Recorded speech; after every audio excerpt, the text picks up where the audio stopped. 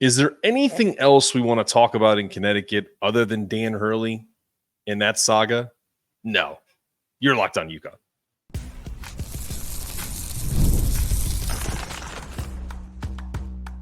You are Locked On UConn, your daily podcast on the UConn Huskies, part of the Locked On Podcast Network, your team every day. Thanks for making Locked On UConn your first listen every day. We are free and available wherever you get your podcasts and on YouTube as part of the Locked On Podcast Network, your team every day. Have to bring this up. My YouTube support, amazing. I'd love to have all of my subscribers download the audio version. Wherever you get your podcasts, it's equally as important for helping the channel and the Locked On audience grow. So if you can do me two favors, click that little subscribe button at the bottom of your screen, then head over to Apple or Spotify, wherever you get your podcasts, hit that follow button. This way you'll never miss a moment of Locked On UConn. I can't tell you how much your support means to me. It's everything. If you're tuning in from your car or an audio device, please drop us a 5-star review.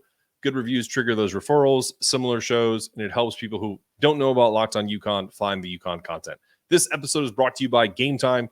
Download the Game Time app, create an account, and use code LOCKEDONCollege for $20 off your first purchase. Terms apply. Well, we welcome Joe Arruda, beat reporter for men's basketball and football for the Hartford Courant. Let's get him into the show and ask him our first question. Joe, welcome to the show. I want to ask you the question I asked in the cold open. Is with all there's pro finals going on, we had a French Open, there's Stanley Cup, NBA finals. Who has it better than the UConn Huskies right now? Just took over the sports world, didn't he? He's number one story, man. Good Morning America today, or not today. This is being recorded, so it was on what's today? Monday. So, when this comes out on Thursday, still, I mean, when was the last time the UConn basketball, had a story on Good Morning America with Michael Strahan? Well, it's Tuesday, Mark. I know you've been busy, but it's Tuesday. Is it Tuesday? Oh my goodness. It's Tuesday. Oh my God, dude. Yeah, he's all over the place. And I mean, he'll start talking soon and we'll find out more about it. So I'm looking forward to that part. Absolutely. Let's get to your opinion on kind of this whole saga. How do you think this decision will impact Hurley's legacy at UConn or in college basketball overall? Well, I mean, it's huge. I mean, that triumphant return yesterday, it seemed bleak, for a minute. It seemed like everything was kind of just, in June right now, they're already practicing in the summer, working out. It's hard for guys to transfer out. So who knows how many guys would have still been on the roster and who would have been the coach. That certainly would have been part of that. But yeah, I mean, it's a huge sign. And Hurley he's a different kind of coach. So I don't know if it applies everywhere in college basketball, sort of the message that, he can come back and he's good at recruiting and he's got enough NIL and he's not, at least at this point, and he's winning and that helps certainly. And he's also not going after the top guys. He's going after guys that want to be coached, and he has the, resume to coach them and develop them. So his appeal is different than, a lot of these other programs that are really relying on that and what's making it really difficult now. So, yeah, I think, I don't think it would have killed college basketball if he left. We've seen it happen before. Sure. But it certainly would have put it in a weird place, and especially for UConn. Yeah, I agree with that. I think I will piggyback off of that on two things you mentioned, because as of Tuesday, I know this is coming out on Thursday. I think we saw Dan Hurley at a recruiting event with Kamani Young and looking at Malik Thomas, 5-star, top 10 recruit. There's reports that they're looking at AJ DeBonsa. I'm probably saying his name wrong because I've been told I say that wrong, but I don't care. Those are, second year in a row, they're going after some pretty big game, right? Big game hunting. So while I totally agree that they find these diamonds in the rough, especially in the transfer portal, guys they can develop, I think at this point with back-to-back titles, it's not going to be about building a super class, but if you can find 2 top recruits to come in and then add transfers, suffer little turnover, to me, that's the formula, right? I mean, you would agree with that to a certain extent. What are your thoughts? Yeah, I mean, well, now he's in an interesting position. You saw, Malik Thomas talking today, the ability to say, I turned down Kentucky, I turned down the Lakers, in the same offseason, that's powerful. He's Sure is. committed, and that message gets across. So I think that certainly helps. And I talked to him after I think it was during the 2 years ago, the first national championship season, about sort of that part. How many 5-star guys do you want?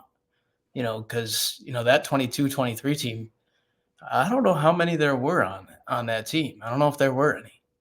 And then obviously Stephon Castle came in, and his thing was he didn't want too many big egos. He wanted sort of one guy and other people that can fit around him. And now he can up that level, and he can get the guys that don't necessarily have those big egos, but they have the talent. And Mhm. and now he can sort of pick and choose what he wants. At least it seems like.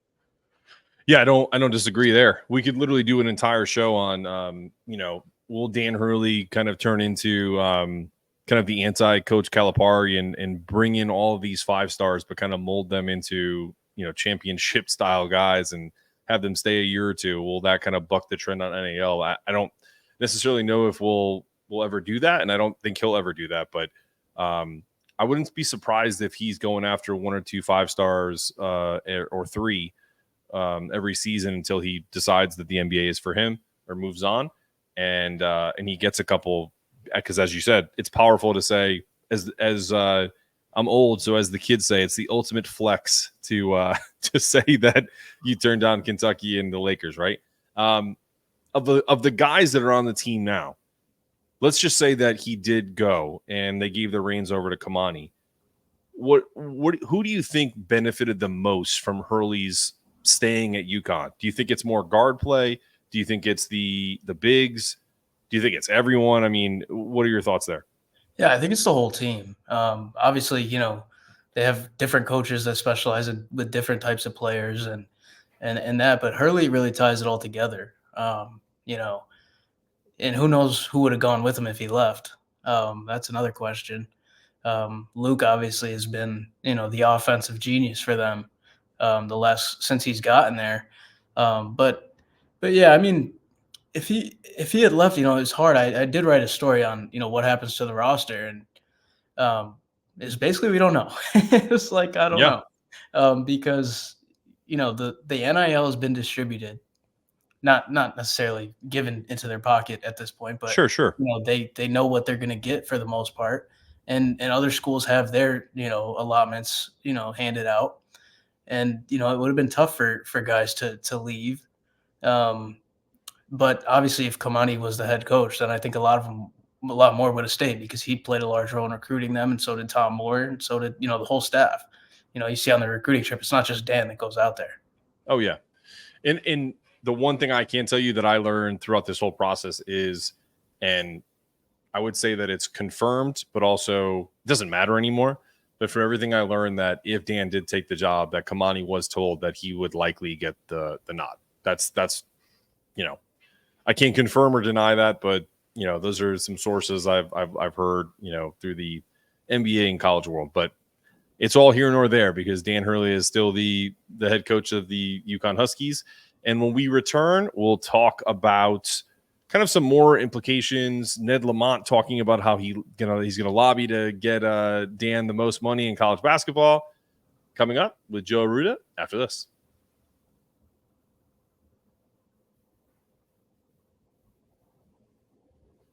Hey, everyone, if you're looking to snag NBA Finals tickets, you're going to love Game Time. With Game Time, getting tickets is faster and easier than ever. Prices on the Game Time actually go down closer as it gets to tip-off, so you can score some killer deals last minute. I've been browsing the Game Time app, and it's fantastic. I check out some upcoming NBA Finals matchups for all my friends in Boston and other high-profile events, and the deals I found were incredible. It's super easy to navigate, and the experience of buying tickets is seamless. One of my favorite features is the panoramic seat views. Knowing exactly where I can view before I buy is a game changer. Plus, Game Time's last-minute tickets and flash deals can save you up to 60%, and all-in price means no surprise fees at checkout. And with their lowest price guarantee, if you find a better price, they'll credit you 110% of the difference. So take the guesswork out of buying NBA Finals tickets with Game Time. Download the Game Time app and create an account. Use code LOCKEDONCollege for $20 off your first purchase. Terms apply. Again, create an account. Redeem Locked On College for $20 off your first purchase. Download Game Time today. Last-minute tickets, lowest price, guaranteed. All right, let's get Joe back. All right, there you are. Joe, welcome back to Locked On UConn. The thing that I wanted to talk about in this second segment, something that caught my eye last minute when I was preparing the show, was Ned Lamont said he is lobbying for Dan Hurley, and part of the pitch is he's going to be the highest paid coach in all of college basketball. Bill Self makes $9.6 million a year. Do you think UConn goes up to that and does something kind of like cheeky, where it's like, hey, we'll pay you 9.7 or $9,600,000 in one, so you're the highest paid coach in college basketball? Do you think they go that route? Do you think it's going to be more maybe incentive laden? I'm not sure, what the thought process there, but just from your opinion, I know you're not a finance wizard or, someone that is kind of in the deep talks with the agents. I'm just curious your opinion. Yeah, I know Governor Lamont has been in contact with the athletic department and probably with Hurley throughout, this last week. Maybe not so much with Hurley directly, but yeah, I could see it being somewhere within that 8 to 10 range. Shams was on ESPN, Shams Charania, mentioned 6 for 50 mil, Okay. which I don't know how accurate that is. I don't know how accurate that is, but that would be about 8.3, which would be a little bit more than sort of the scale that he's been on. It was 3, then 5, so that's 7 maybe, but I assume it's going to be more than that. So yeah, and I know that Matt Ritter did an interview with one of our writers at the Current, Chris Keating, and he was talking about renovations to Gamble and renovations to the XL Center, and I think that's part of it as well. I don't know if that's necessarily in the contract, but I think those might have been promises made, and it seems like they're really going to do that. He had a quote that he knows there's a lot of doubters that it will happen, because I know that it's been talked about a lot, but yeah, I mean, that seems like part of it as well. And obviously, you can sweeten the pot with more money for assistants, more money for all these different things around the program that help him continue to win games. So I don't know exactly what the number will be. I do think that will be in that 8 to 10 range, but I'm not exactly sure. And like you said, I'm definitely not a financial expert. Don't sell yourself short. I was just limiting people's or making sure everyone had the right expectations for the answer. But what I was going to say off of that is, what's interesting for all of this is, I wonder if some of the compensation will come across as, hey, the facilities are going to be upgraded, so that's also going to factor into your ability to recruit, to get transfers, et cetera. It'll help to your success. But so let's scrap the contract talks. I mean, if he's not making close to $10 million a year, coming off of back-to-back titles, going for a third straight national championship, just rebuff the Lakers. I don't know what we're doing, but that's my opinion. What was the overall takeaway from the journalistic community within, kind of your own beat reporters at the Current and other places in Connecticut when this whole saga was kind of breaking around us, right? Were you guys truly in the dark? And it's no disrespect, I'm just curious, because I was doing my own investigative journalism aspect from a perspective of talking to friends in the NBA, talking to friends all over college basketball, talking to friends at national magazines and newspapers. What have you heard? I was trying to just get any tidbit of news. I didn't want to bother you, and I definitely didn't bother anybody in the Connecticut landscape, because I figured you guys were super busy. So I'm just curious from that perspective, from a local beat, what your thoughts were. Well, it was interesting, and I was, at least, and everyone that I've talked to was, totally surprised by that. And I think there are people close. I've heard from people close, not necessarily, coaches or anything, but, people close to the situation, that they were shocked too. We talked with him Wednesday night, and he's talking about three-peat. He went to the coaches show in Stanford, and he had an event the day before. He's been with UConn fans that whole week, and it really came out of nowhere. We talked about contract a little bit. Shout out to Gavin Keefe, beat writer for the New London Day. He's great. He asked him about his contract, and he got the answer that it's been taking longer than both sides expected. So that was, and he chose his words very carefully when he answered that question, which it's a contract, so you would expect. But if anyone asked me that night if Hurley was going to coach the team next year, I would have called you crazy. And then comes 6:45, I think it was, or maybe a little after that. Yeah, And in the I was morning. surprisingly awake. Usually I sleep in a little bit longer than that. But I was actually working on a story that never got published because of this. It seemed pretty useless at that time, Sure. from the night before. And, I was like, seriously, like, what is going on? And then I forget what the question was at this point, but my overall reaction, I was really surprised. But, your mind immediately goes to, at least mine did, was, we were just talking about this contract that's taken too long. And now all of a sudden the Lakers are interested and the timeline doesn't add up. So Sure. hopefully by the time this comes out, more details along those lines will be clarified. I don't want to speak on it too much, speculate too much because he'll be For talking sure. in the next few days and get his side out. But Well, let me stop you there for 1 second. I had Tyler Cassidy on from Big East Ballroom, and he was at the event. It's the Franciscan dinner. yep, Is that okay? that So was at Southington. That was Tuesday night. okay, so his take, because he said when all this broke, everyone was super shocked and surprised. One of the things that he felt like looking back, like thinking about the times that you were with him before that news broke, did you ever feel like he may have been distracted? Because Tyler said after he thought about, what Dan Hurley is usually like versus what he was that night, he kind of felt like the speech was kind of hit a 10-minute speech he was supposed to give. And he said, I didn't prepare anything. And then the next day it was kind of the news broke. So I wonder if, I don't know about you, but if I ever have to keep a secret, I'm not good at it.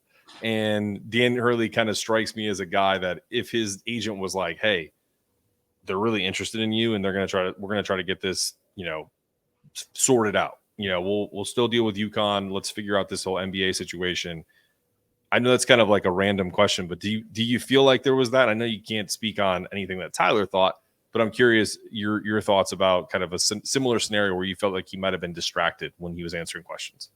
There was nothing that I can point to directly. I mean, obviously, he chose his words carefully when it comes to the contract, but that's normal. Sure. And at the event, I didn't go to the Franciscan dinner. I was Okay. I was at the road show in the other one that was in Southington. It had Gino Auriemma and Jim Mora. Yeah. So my plan was to cover Jim Mora on Tuesday and cover Hurley on Wednesday. And our Don Memoria, our columnist, was at the event Tuesday night, and he never mentioned anything suspicious or weird. But at the event that I saw him at on Wednesday night, he was on a panel with Gino Auriemma, with Jim Mora, and with Margaret Rodriguez, the women's soccer coach. And when you're on a panel with Gino, it's, I think, a little easier to sort of be free flowing and sort of have fun with it. So no, I didn't notice anything during that at all. And then when we talked, Gino's a quote machine.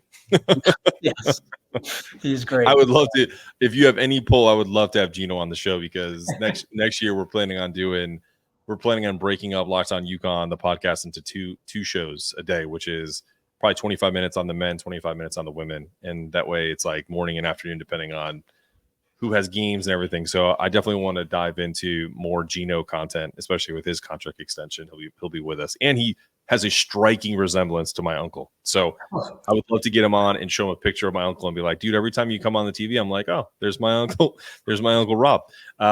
So I think that'd be pretty funny.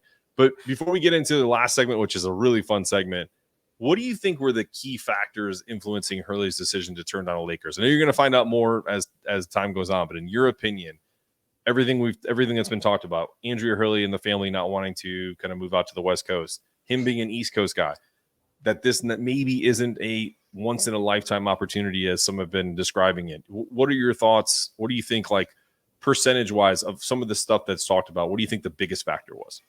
Well, the once in a lifetime opportunity did play a factor, but the once in a lifetime opportunity is to win the national championship 3 times in a row. That's the way Very I true. looked at it from the beginning. And I think I tweeted out, what's more once in a lifetime than that? The NBA, the contract, you just saw what Monty Williams, guys, he's getting paid like 13 something to coach the Pistons. They won like 13 games last year. It's pretty good work if you can get it. The money's just going to keep going up. The contracts are going to keep getting bigger. And coaches in the NBA get turned around so fast. And, the guy with 2 national championships in college who has expressed that he does want to coach in the NBA someday. Who knows when that's going to be? He's going to get offers. For Whether sure. it be the Lakers, whether it be the Celtics, the Knicks, who knows? Knicks. Who knows? Yeah, that'll certainly be close to Jersey City, but which is another Yeah, factor. man. But I think it would have been hard for him to look his guys in the face. And, maybe this is something that you don't, really think about too much. It hasn't been talked about a lot, really on the national level, which is kind of weird. But, he just convinced Alex Karaban to come back to college. He turned down an offer, guaranteed money, which I've been told, to be a second-round pick. And he told him to come back to college to go for a three. He said, if you're not fully out, come back. And, he kind of took his own advice. But I think it would have been really hard for him to tell those guys, like, sorry, I'm gone. Like, I didn't picture that happening. And, my gut feeling sort of from the beginning was that he wasn't going anywhere. But, like 2 hours before it came out, I was texting with a Lakers beat writer, and I said, what's your gut? He says, oh, he's coming to LA. And I said, well, my gut is that he's staying in Connecticut. So who knows? But yeah, I mean, certainly his wife and his father, his parents come to a lot of games. Yep. And I think that was definitely important to him. His other son, works on Wall Street. So, he's a family guy. And I think that was a huge factor. But I also think the team was a factor as well. Absolutely, man. Well, listen, we're going to play a game called Who Do You Want with Joe Arruda coming up after this. Look at that. You didn't even have to go too far. Let me get one more quick promo in before we play this game. Are you watching Fox Sports or ESPN on your TV all day? Have to turn down the volume with all that shouting or screaming? Make the switch to Locked On Sports Today, a free 24/7 sports streaming channel program for you every day to bring you the biggest stories without all the screaming. Locked On Sports Today brings you can't-miss analysis, opinions, and news, streaming 24/7 on YouTube in the free Amazon Fire TV channels app, part of the Locked On Podcast Network. I was on that show live on Monday talking about the Dan Hurley coming home. Or saying goodbye to Hollywood, as we talked about with the Billy Joel reference. All right, man. I do this now every single time I have a guest. I call it Who Do You Want? And I give you scenarios. You have to pick people of UConn Nation. It has to be a former player, current player, coach. Could be someone that let's keep it like players and coaches. I think Ricky Moore did one kind of out of the box one, and I was just like, hey, you can't do that. I don't want like trainers and guys no one's ever heard of. No disrespect. I want who. So I'm sure you're very well connected within the building, but let's keep it to players and coaches. And I got inspired by this. We're taking a road trip. When this is recording, we'll be on vacation, but we bought a minivan for our family. We're taking it for a spin starting Wednesday early morning. If you had to take 4 players in a car ride with you, you're driving, you have someone in shotgun, you got 3 people behind you. Who's on your road trip, players and coaches in UConn history? First, Adama Sanogo, for sure. Okay. Great personality, great guy. How many do I get? 3? 3 more? You get 3 more. So you have Adama and you get 3 more. I'll go Alex Karaban. Love it. We're gonna have some intelligent conversations in this car. Let's see. Emeka Okafor would be fun in that mix. We're going brain surgeons in here, huh? Yeah, we like brains. I'm torn between Andre Jackson and obviously I'm going more recent. Obviously Emeka, but sure, I'm covering the team for 2 years, so I'm going with guys I know. You're good, bro. Andre Jackson or Donovan Clingan. But I think I'm going to go Andre. Yeah, I think you have to go Andre because I don't think you could put Donovan in a car with also Adama. Yeah. You don't have room. I have a minivan. I don't have like a no Mercedes, Tracer where although you could have Donovan sit shotgun, but he'd only be able to sit shotgun, I think, in that car. I mean, I don't know. 7.2 standing with no shoes on is big. So I think you'd have a I hard could time. balance him out. I'm only 5'3", so I could sit behind him and let him push his chair back or something. We could figure it out. I don't have to There drive. you go. You can figure it out. All right. DC can come. I love it. All right. We got your road trip. Who do you want in a golf foursome? You're playing. I don't know. I don't care if you play golf or if you don't. This is just a exercise in different personalities. I'm curious. Who would you want in a golf foursome with yourself playing? And it's just for fun. It's not an event. You're not playing for money. Just to be out there. You know, I've listened to your show, and I've listened to people say they don't want to play golf with Cam Spencer. I would love to play golf with Cam Spencer. I think too. that would be incredible. He's very good too. Are you a golfer? I'm not. I actually just got a set of clubs, and I'm trying to learn because I need a hobby. But I love it. But yeah, I mean, Cam would probably hate me on a golf course, but that would be fun. Let's see. So got Cam. Who else? Got Cam. I don't know who else can golf, but I guess that doesn't really matter. Doesn't matter. Let's throw Tom Moore. All right. I love it. I love that pick. Good banter. Who else? Can I tell you why I love the Tom Moore pick the most so far? First off, you're the first person that's ever said it of the show, of anyone on the show. So that's very unique. But also, his social media game is on point. I don't know if he does it himself, and I'm sure he does.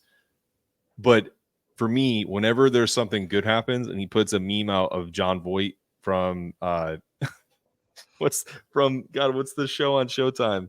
He's like a fixer. It's gonna kill me.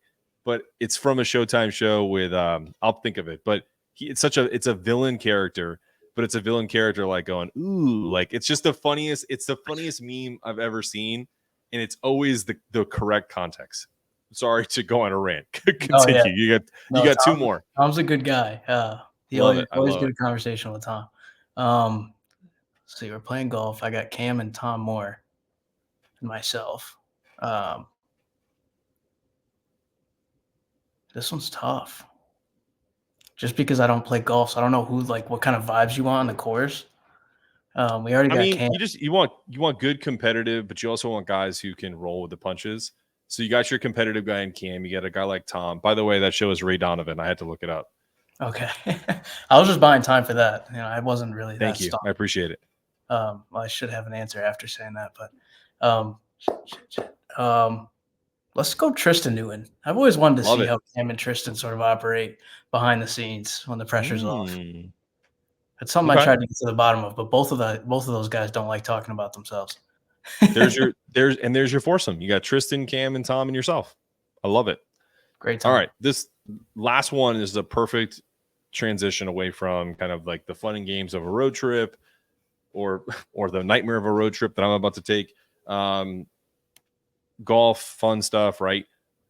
Who would you want in UConn history, recent or otherwise? You can think about guys in the past if you want, or current. Who would you want as your security detail? Ooh. Just one guy. That's tough. I think, who would be good? I already used him. Andre Jackson. That guy, he has a boxing background. Interesting. And if I ever needed someone to throw some hands, I think Andre could do it. I don't know what it would take for someone to need, come at me with that sort of threat. But if I never know, crazy world. He's quick, and he can. Apparently, he has a background in it. So I love it. That's a great little tidbit. I appreciate that. All right. Well, before we get out of here, Locked On has launched the first ever national sports 24/7 streaming channel on YouTube. It's also available on Amazon Fire TV and the free Fire TV channels app. Locked On Sports Today is here for you 24/7, covering the top sports stories of the day with the local experts of Locked On, plus the national shows. Find Locked On Sports Today, now available on the free Fire TV channels app. Joe, thank you so much for being here. This has been another episode of Locked On UConn. I'm your host, Mark Zanetto. For Joe Arruda, this has been another episode of Locked On UConn. Stay locked in, stay connected. Make sure your toughness meter is always rising. And as always, go Huskies.